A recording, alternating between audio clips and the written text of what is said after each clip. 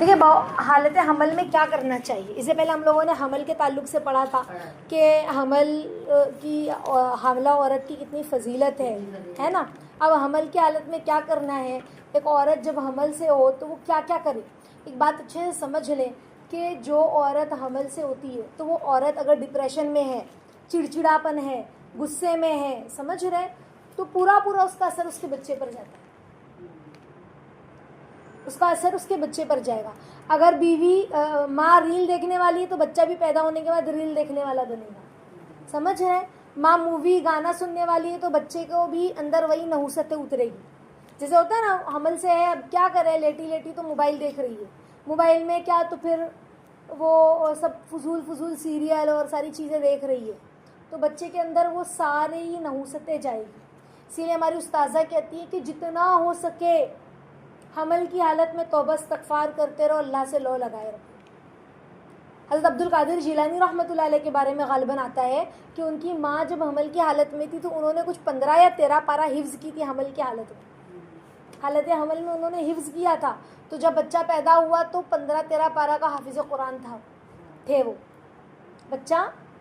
عبد القادر جیلانی رحمۃ اللہ علیہ کے بارے میں غالباً آتا ہے کہ 15 یا 13 پارے کے وہ حافظ قرآن تھے, وہ پیدائشی. تو ماں جو ماں کا ہوگا وہی اس کے بچے پر اثر آئے گا.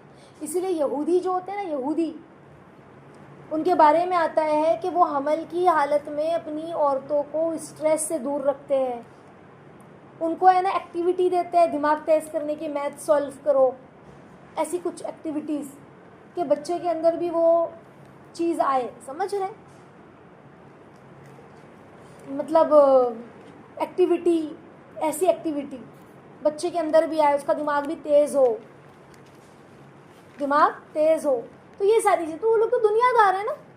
اگر ہم ایک مومن عورت, ایک مسلمان عورت حالت حمل میں توبہ استغفار کرتی ہے, اللہ کی طرف متوجہ ہوتی ہے, دنیا سے دور مطلب گانا, برائی, غیبت, اس کی تیری میری, جھگڑا فساد, دیورانی یہ بولی, جٹھانی وہ بولی, نند یہ کیا, ساس نے ایسا کیا, شوہر نے ایسا کیا, سب پنچایت سے دور رہے.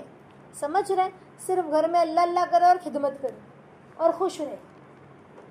تو زیادہ سے زیادہ پہلا پوائنٹ ہم دیکھیں, حالت حاملہ عورت کو زیادہ سے زیادہ خوش رہنا چاہیے.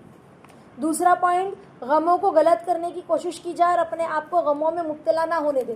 کتنی بھی مصیبت پریشانی آ جائے تو ہم اس سے اپنے آپ کو بچانے کی کوشش کریں, یعنی خوش رہیں, اس کو ختم کرنے کی کوشش کریں کہ کوئی نہیں, اللہ تعالیٰ بہت بڑے, سب ٹھیک ہو جائے گا. اپنے آپ کو تسلی دے اور اللہ کی طرف امیدیں رکھیں. ہر وقت مسکرانے کی عادت ڈالیں, چڑچڑاپن نہ ہو, اور مسکرانا سنت بھی اور اچھے اخلاق کی علامت بھی ہے. تو حمل کی حالت میں چڑچڑاپن نہ کرے, مسکراتی رہے, اچھے سے بات کرے, نرمی سے بات کرے, بچے کے اندر بھی کچھ چیز آئے. اور کیا ہوتا ہے نا, مسکرانا ایک طرح کی صحت افزا ورزش ہے. سمجھ رہے ہیں, غذا کو ہضم کرنے میں مدد ملتی ہے مسکرانے سے. جب انسان خوش رہتا ہے تو غذا کو ہضم ہونے میں مدد ملتی ہے. مسکراتا رہے. دیکھو سنت ہے مسکرانا, ایسے ہی سنت ہے. سنت میں تو فائدہ ہے نا, دنیا آخرت ہر چیز کا فائدہ ہے, ظاہر باطن سب چیز کا فائدہ ہے. سمجھ رہے ہیں. تو حمل کے دنوں میں زیادہ سے زیادہ عورت زیادہ سے زیادہ نیکی کرنے کی کوشش کرے. استغفر اللہ, سبحان اللہ, الحمدللہ, خوب قرآن کی تلاوت کرے. سورہ محمد ہے, یاسین ہے, سورہ مریم ہے نا, سورہ یوسف ہے, یہ سب بھی پڑھنے کی فکر کرے, ہے نا. اس کی بہت برکتیں کتابوں میں لکھی ملتی ہیں. تو ضروری نہیں کہ یہی پڑھے, قرآن کی تلاوت کرے. سمجھ گئے, قرآن کی تلاوت کرے. قرآن میں برکتیں ہیں, نور ہے, اللہ کا کلام ہے نا.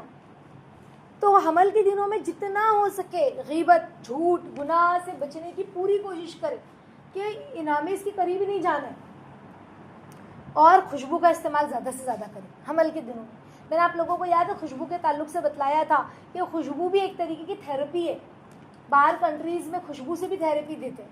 یعنی انسان جب اچھی خوشبو, بھینی, جو کسی کے سر میں درد ہو جاتی, بہت تیز خوشبو ہوتی ہے, تو ایک دم لائٹ خوشبو, کہ بھینی خوشبو آتی رہے, دل اور روح کو سکون پہنچاتی رہے. تو جو خوشبو ہے نا, اس سے ماں کے پیٹ میں جو بچہ ہے, جب ماں خوش ہوتی ہے خوشبو سے, خوشبو کا اثر ایسا ہوتا ہے کہ اس کے بچے پر اس کا اچھا اثر پڑتا ہے، سائنس کہتی ہے، سمجھ رہے، طب کہتا ہے. تو خوشبو کا بھی استعمال کریں. ہاں گھر میں بالکل لگا سکتی ہے، گھر ہی میں تو، گھر کے باہر خوشبو لگا کے نہیں نکلنا ہے. ایسے بھی حمل سے ہو یا غیر حمل سے ہو، گھر کے باہر خوشبو لے کے نہیں نکلنا ہے نا. اور حاملہ عورت ہر وقت صاف ستھرے لباس پہنے، گندا لباس نہ پہنے. دیکھو جب انسان نہا دھو کے پراپر لباس پہنتا ہے، ایک ہوتا ہے نا نائٹ قمیض، نائٹ ٹی شرٹ پہن کے چل رہا ہے، نائٹ پاجامہ پہن کے چل رہا ہے، تو ایک عجیب سا اندر سے نا بے سکونی رہتی ہے. آپ لوگ سمجھ نہیں پائیں، ہم لوگوں کو سمجھ میں نہیں آتی وہ بے سکونی. لیکن جیسے ہی ہم وضو بنا کے یا نہا کے یا منہ ہاتھ دھل کے فریش ہو کے اچھا کپڑا پراپر جو بھی ہمارا کپڑا ہے، شلوار قمیض دوپٹہ برابر ہم اوڑھتے ہیں، تو پھر ہم کو نا اندر سے اچھا لگتا ہے. بال بناتے ہیں نا، بال بھی بنا نہیں ہے، 2-3 دن ہوا کنگھی نہیں پھری بال پہ، تو بھی انسان کو الجھن رہتی ہے. جوڑا بنا کے چل رہا ہے انسان، تو جب بال میں کنگھی بھی گھماتا ہے نا، اچھے سے بال سل جاتا ہے، تو دل کو اچھا لگتا ہے، فریش فیل ہوتا ہے. سمجھ رہے ہیں؟ تو اسی لیے جو ہے نا وہ حاملہ عورت جو ہے صاف ستھرا لباس پہنے اور اپنے جسم اور بالوں کی صاف صفائی کا خوب خیال رکھے. میں نے آپ کو بتایا نا، یعنی بہت پسینہ آ رہا ہے تو صبح شام، اگر بہت گرمی کا موسم ہے تو صبح شام تو تم پانی ڈال کے کپڑا بدل لے، ہے نا، یا پھر روز صبح شام نہیں تو پھر روز ہی جو ہے وہ اپنے آپ کو ہلکا سا پانی ڈال کے فریش کر لے، کپڑا چینج کر لے، بال بنائے، صاف ستھرے لباس پہنے، خوشبو لگائے، تاکہ اس کو اندر سے سکون ملے. اور پسینہ چپ چپ کر رہا ہے، چڑچڑاپن، اب جب انسان کو بہت پسینہ ہو رہا ہے تو پھر چڑچڑاپن بھی ہوتا ہے. سمجھ رہے ہیں؟ ہاں. حاملہ عورت ذکر کرتی رہے ہمیشہ، اور حاملہ عورت کثرت سے تلاوت کرے اور دینی کتابوں کا مطالعہ بھی کرے، اسلامی بکس بھی پڑھے، صحابہ کے واقعات، انبیاء کے واقعات، احادیث کی کتابیں. سمجھ رہے ہیں؟ اس کا بھی نور ہے. میں نے آپ کو بتایا نا، ہر اچھائی کا نور اور ہر برائی کی نحوست ہوتی ہے. تو ہم ہر اچھی چیز کو اپنے اندر لیں، کوئی بھی بری چیز ہے وہ اپنے آگے آنے نہ دے، بالکل بھی نہیں. سمجھ رہے ہیں؟ حاملہ عورت کو یہ بھی چاہیے کہ وہ مقوی غذا کا استعمال کرے، وہ غذائیں جسے طاقت ملتی ہے. سمجھ رہے؟ باہر کی جو کھانے ہیں وہ نہ کھائے. ایسے بھی ہم لوگوں کو، میں نے آپ لوگوں کو نا، باہر کے کھانے ہم کھاتے تو ہمارے ایمان میں کمزوری آنے لگتی ہے. تو حاملہ عورت خاص طور پر باہر کے کھانے سے اپنے آپ کو بچائے. اس طرح سے جو باہر پیزا برگر یہ سب اس کی صحت کے لیے اچھی چیز نہیں ہے، تو یہ سب سے اپنے آپ کو بچائے. صحت مند کھانا کھائے، دودھ ہے نا، کھجور ہے، اسی طرح سے جو بھی اچھی فروٹس وغیرہ ہیں، تو اچھی غذائیں کھائے. اور آرام کے ساتھ گھر کے کام کاج بھی حاملہ عورت کرتی رہے. کیا ہوتا ہے نا، اگر کام وام بالکل نہ کرے، بیٹھی رہے، لیٹی رہے زیادہ تر، تو وزن ہے نا بڑھنے لگتا ہے، اور بدن میں نا قساوت، سختی پیدا ہو جاتی ہے. سمجھے؟ سستی پیدا ہو جاتی ہے، جو بچے کے لیے مناسب نہیں. شروع کے 2 مہینہ، 2.5 مہینہ، 3 مہینہ تھوڑا سا آرام اور کام دونوں کرے، لیکن 3 مہینے کے بعد کام کرنے لگے، بالکل بھی لیٹی پڑی نہ رہے. اگر لیٹی رہے گی، بیٹھی رہے گی، کچھ کام نہیں کرے گی، تو اکثر ایسی عورتوں کو آپریشن تک کی نوبت آ جاتی ہے. اسی لیے ڈاکٹرز وغیرہ کہتے ہیں کہ جھاڑو لگاؤ، پوچھا لگاؤ. سمجھ رہے ہیں نا؟ اور کیا کہتے ہیں، واکنگ کرو، تو جسم میں کساوت نہیں پیدا ہوگی، سختی پیدا نہیں ہوگی، اور وہ بھی سست پڑی رہے گی، تو بچہ بھی اس کا پیٹ میں سست رہے گا. سمجھ رہے ہیں؟ تو جب ماں ایکٹیو ہوتی ہے، دیکھو جب انسان کام کرتا ہے تو دماغ ایکٹیو ہوتا ہے. دماغ ایکٹیو ہوئے گا تو انسان ایکٹیو. آپ پڑے رہو دن بھر، کچھ کام نہیں ہو، پڑے رہو، تو کتنی سستی آئے گی، بدن بھی دکھے گا، اور کیا کروں سمجھ میں نہیں آ رہا، سر دکھے گا. سمجھ رہے؟ تو وہ بچے پہ اس کا اثر آتا ہے. کام کرنے سے انسان چست رہتا ہے. کام کرنا کوئی بری چیز نہیں ہے. بسا اوقات بعض لوگوں کے گھروں میں کام کو لے کے مسئلے ہو جاتے ہیں، میں زیادہ کام کروں، تو کیوں کم کرے. بہن لڑ پڑتی ہے کہ سارا میں ہی کروں، کیا میں نہیں پڑھتی ہوں، صرف فائقہ ہی پڑھتی ہے کیا، مجھے بھی یاد کرنا رہتا ہے. سمجھ رہے؟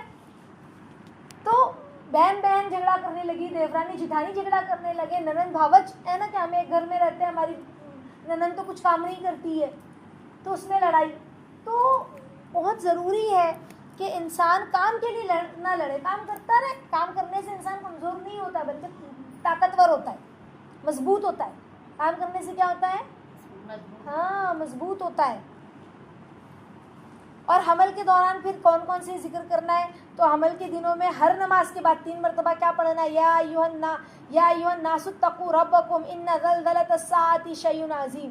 یہ جو ہے نا آیت سورہ حج کی آیت ہے. یہ ہم کو ہر نماز کے بعد 3 مرتبہ حاملہ عورت کو پڑھنا ہے.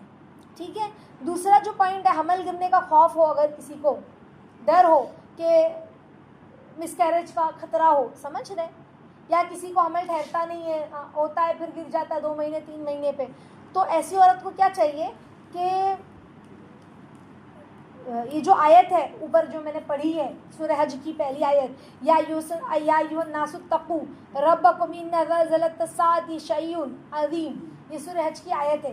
اس آیت کو, ایک آیت کو لکھ کر جو ہے وہ حاملہ عورت کو باندھے, کسی عورت کے باندھے, انشاءاللہ حمل جو ہے وہ ٹھہرا رہے گا, گرے گا نہیں.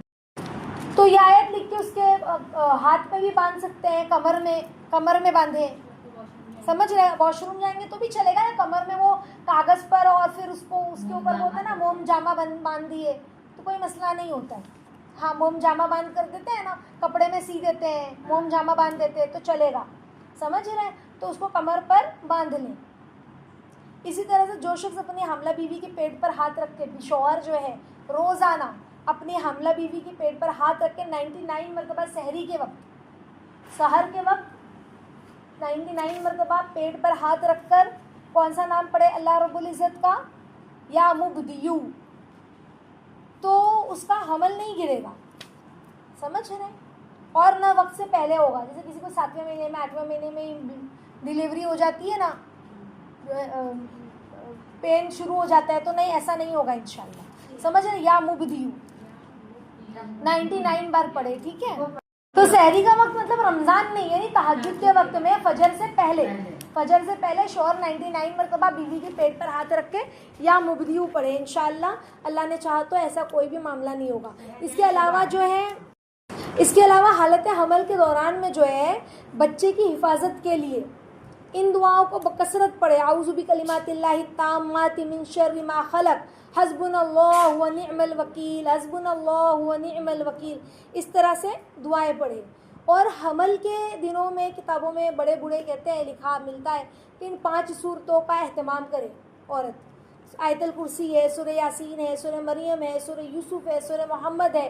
اگر ہم روزانہ قرآن کی تلاوت کرتے تو بہت آسان ہے, جلدی ہو جاتی ہے صورتیں. کوئی ایسا ہوتا ہے نا قرآن کئی دن نہیں کھولتا ہے تو اس کی سپیڈ بھی بہت سلو ہوتی ہے, اس کو بہت مشکل پڑتی پھر عمل کے دوران میں پڑھنے کی. پھر پوچھتے آپا آدھی کر کے 2 دن میں 1 سورہ پڑھیں گے تو چلے گا کیا, 1 دن میں 1 سورہ, دوسرے دن میں دوسری سورہ, تیسرے دن میں تیسری سورہ پڑھیں گے تو چلے گا کیا. پھر وہ لوگ بیچارے ایسا چلانے لگتے ہیں. تو چلنے کے لیے کوئی فرض واجب نہیں ہے یہ پڑھنا, اگر ہم پڑھیں گے تو ہمارا بھلا ہے, سمجھ رہے ہیں, ہمارا ہی فائدہ ہے.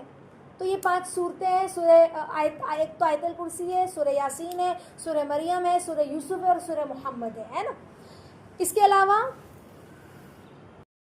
علاوہ دیکھیے کہ